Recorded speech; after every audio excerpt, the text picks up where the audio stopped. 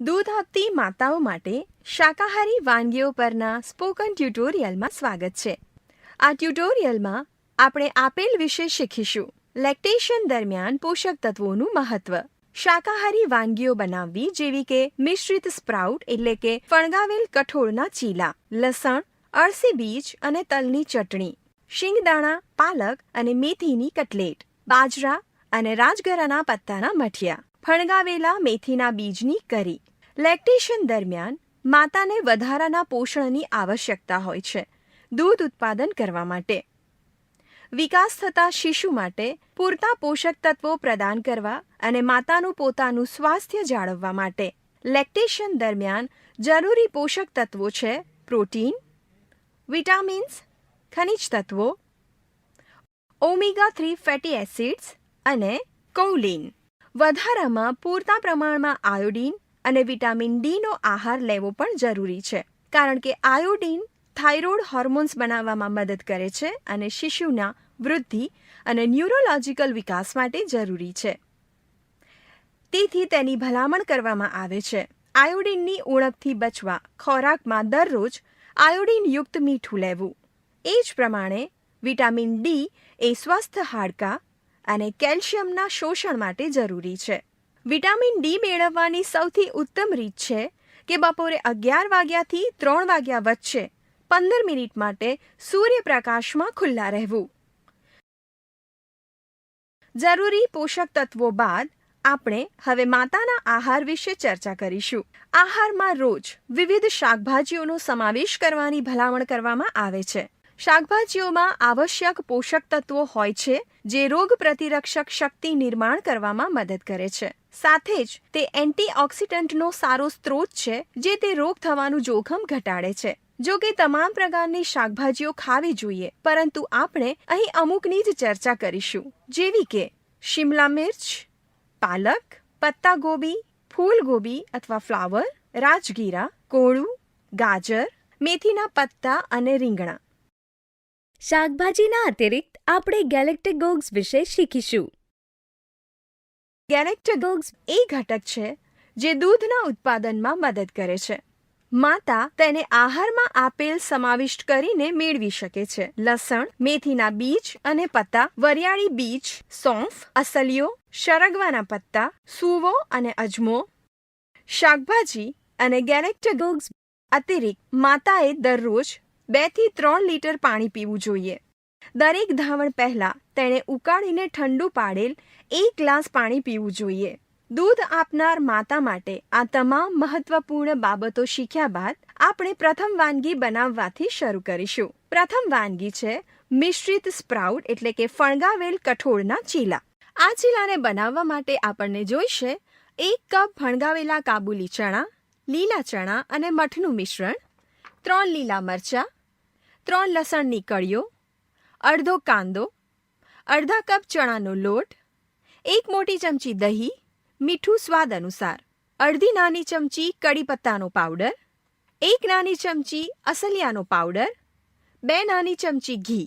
અસલિયાનો powder બનાવવા માટે 1 મોટી ચમચી ભરેલ બીજને નિમ્નથી મધ્યમ તાપ પર ત્યાં સુધી શેકો જ્યાં સુધી તેનો રંગ ન બદલાય.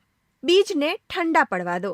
હવે તેને વાટવાના પથ્થર પર અથવા મિક્સરમાં વાટી લો. સ્પ્રાઉટ બનાવવા માટે લીલા ચણા, કાબુલી ચણા અને મઠને રાત્રિએ અલગથી પલાળી રાખો. તેને સવારે પાણી કાઢીને મખમલી કાપડમાં સારી રીતે બાંધી લો.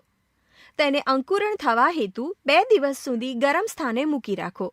કૃપા કરી નોંધી લો, લીલા ચણા અને કાબુલી ચણાની તુલનામાં મઠને ફણગા ફૂટવામાં વધુ સમય લાગશે, તો તે અનુસાર વાનગી બનાવવાની યોજના કરો.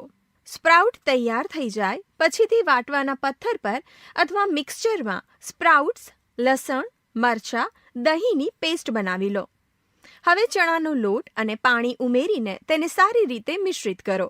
આ મિશ્રણમાં સમારેલા કાંદા, મીઠું, કડી પત્તાનો પાવડર અને અસલિયાનો પાવડર ઉમેરો. તમામ તૈયારીઓ થયા બાદ પેનમાં 1 નાની ચમચી ઘી ગરમ કરો. મિશ્રણને તેમાં નાખીને ફેલાવો. ચીલાને મધ્યમ તાપ પર રાંધો જ્યાં સુધી બંને બાજુ રંધાઈ ન જાય. મિશ્રિત સ્પ્રાઉટ એટલે ફણગાવેલા કઠોળનો ચીલા તૈયાર છે. જો તમને આ વાનગીમાં ઉલ્લેખિત કઠોળ મળતા નથી તો તમે ઉપયોગ કરી શકો છો ચોળી, છોલા, કળથી, સોયાબીન, આખી મસૂર દાળ અને રાજમા. કૃપા કરી નોંધી લો, સ્પ્રાઉટ્સની અવધિ કઠોળના પ્રકાર અને હવામાન પરિસ્થિતિઓ પર આધાર રાખે છે. આ વાનગીમાં વધુ માત્રામાં હોય છે protein, fibre, omega three fatty acids, folate, magnesium, zinc. બીજી વાનગી છે લસણ, અળસી બીજ અને તલની ચટણી. તેને બનાવવા માટે આપણને જોઈએ છે 3 મોટી ચમચી અળસીના બીજ, 3 મોટી ચમચી તલ, 5 લસણની કળીઓ, 4 લાલ મરચાં, 5 થી 6 ટુકડા પલાળેલી આંબલી, મીઠું સ્વાદ અનુસાર, અડધી નાની ચમચી તેલ અથવા ઘી. પહેલા તલ અને અળસીને અલગથી શેકો, તેને ઠંડુ પડવા દો. આગળ અડધી નાની ચમચી તેલને પેનમાં ગરમ કરો અને તેમાં લસણ અને લાલ મરચાંને 2 મિનિટ તળો. ઠંડા પાડ્યા પછી તેમાં બીજ મિશ્રિત કરો, તેમાં આંબલી અને મીઠું પણ ઉમેરો. વાટવાના પથ્થર પર અથવા મિક્સરમાં પાણી ઉમેરી તેની પેસ્ટ બનાવો. ચટણી તૈયાર છે. તલ જો સરળતાથી ન મળી આવે તો પર્યાપ્ત રૂપે તમે આપેલ કંઈ પણ અજમાવી શકો છો. કસેલું ખોપરું એટલે નાળિયેર, સિંગદાણા, કાળા તલ, કોળાના બીજ, સૂરજમુખીના બીજ. આ વાનગીમાં વધુ માત્રામાં છે omega three fatty acids, calcium, folate, protein, fibre, zinc. ત્રીજી વાનગી જે આપણે બનાવતા શીખીશું તે છે સિંગદાણા, પાલક અને મેથીની કટલેટ. કટલેટ બનાવવા માટે આપણને જોઈએ છે અડધો કપ શિંગદાણાનો પાવડર, 2 મોટી ચમચી ચણાનો લોટ, 2 મોટી ચમચી ઘઉંનો લોટ, અડધો કપ સમારેલા પાલક, પા કપ સમારેલ મેથી પત્તા, 1 મોટી ચમચી કોથમીર, 1 નાની ચમચી લાલ મરચાંનો પાવડર, મીઠું સ્વાદ અનુસાર, 1 નાની ચમચી બીજનો પાવડર. તમે તલ અથવા અળસીનું સંયોજન ઉપયોગ કરી શકો છો. 1 મોટી ચમચી લીંબુનો રસ, 1 નાની ચમચી લસણની પેસ્ટ, 4 ચમચી તેલ. શિંગદાણાનો પાવડર બનાવવા માટે અડધો કપ શિંગદાણાને પેનમાં શેકો જ્યાં સુધી તેનો રંગ ન બદલાય અને ફોરમ ન આવે. તેને ઠંડુ પડવા દો. ત્યારબાદ તેના છોતરા કાઢવા હેતુ તેને હથેળી વચ્ચે મૂકીને ઘસો. તેને વાટવાના પથ્થર પર અથવા મિક્સરમાં નાખીને પીસીને બારીક પાવડર બનાવો. હવે શિંગદાણાના પાવડર અને અન્ય તમામ સામગ્રીને વાટકામાં કાઢી લો. તેમાં સહેજ પાણી ઉમેરીને ગુંદીને કણક બનાવી લો. કણકને 4 ભાગમાં વિભાજિત કરીને તેને આકાર આપી કટલેટ્સ બનાવો. તવાને ગરમ કરો, સહેજ તેલ નાખો. તેના પર દરેક કટલેટને પકવો જ્યાં સુધી તે બંને બાજુએ ગોલ્ડન બ્રાઉન ન થઈ જાય. શિંગદાણાના કટલેટ્સ તૈયાર છે. તમે આ કટલેટ્સ લીંબુના અથાણા સાથે અથવા આમળાની ચટણી સાથે ખાઈ શકો છો. લીંબુમાં ઉપલબ્ધ વિટામિન સી એ કટલેટ્સમાં હાજર આયર્ન એટલે કે લોહ પોષક તત્વને શોષવા માટે મદદ કરશે. આ કટલેટ વાનગીમાં આપેલ પ્રચુર માત્રામાં છે પ્રોટીન, આયર્ન, ફોલેટ, સારી ચરબી અને પોટેશિયમ. ચોથી વાનગી છે બાજરા અને રાજગીરાના મઠિયા. આને બનાવવા માટે આપણને જોઈએ છે અડધો કપ બાજરાનો લોટ, 1 નાની ડુંગળી, અડધો કપ રાજગીરાના પત્તા, અડધી નાની ચમચી હળદર પાવડર, સ્વાદ અનુસાર મીઠું, 5 ચમચી શરગવાના પત્તાનો પાવડર, 1 નાની ચમચી લાલ મરચાંનો પાવડર, અડધી ચમચી રાઈ, અડધી ચમચી જીરું, 2 નાની ચમચી તલ, 1 નાની ચમચી તેલ. એક વાટકામાં લોટ, કાંદા અને રાજગીરાના પત્તા લો. હવે હળદર પાવડર, લીંબુનો રસ અને શરગવાના પત્તાનો પાવડર ઉમેરો. તેને સારી રીતે મિશ્રિત કરી લો. સહેજ પાણી તેમાં ઉમેરીને તેનું કણક બાંધી લો. હથેળી પર થોડું તેલ લગાવીને આ કણકને નાના ભાગમાં વહેંચી લો. આ ટુકડાઓને નળાકાર રોલ્સમાં ઢાળો. રોલ્સને સ્ટીમર એટલે કે બાષ્પ પાત્રમાં નિમ્નથી મધ્યમ તાપ પર 10 થી 15 મિનિટ માટે બાફો. રોલ્સને ઠંડુ પડવા દો અને ત્યારબાદ તેને વૃત્તાકાર ટુકડાઓમાં કાપી લો. હવે 1 નાની ચમચી તેલ પેનમાં નાખીને ગરમ કરો. તેમાં રાઈ, તલ અને જીરું ઉમેરો. તે તતડી જાય ત્યારબાદ તેમાં મઠિયાના ટુકડાઓ ઉમેરો. ટુકડાઓ કકરા થાય ત્યાં સુધી તેને સાંતળો. બાજરા અને રાજગીરાના પત્તાના મઠિયા તૈયાર છે.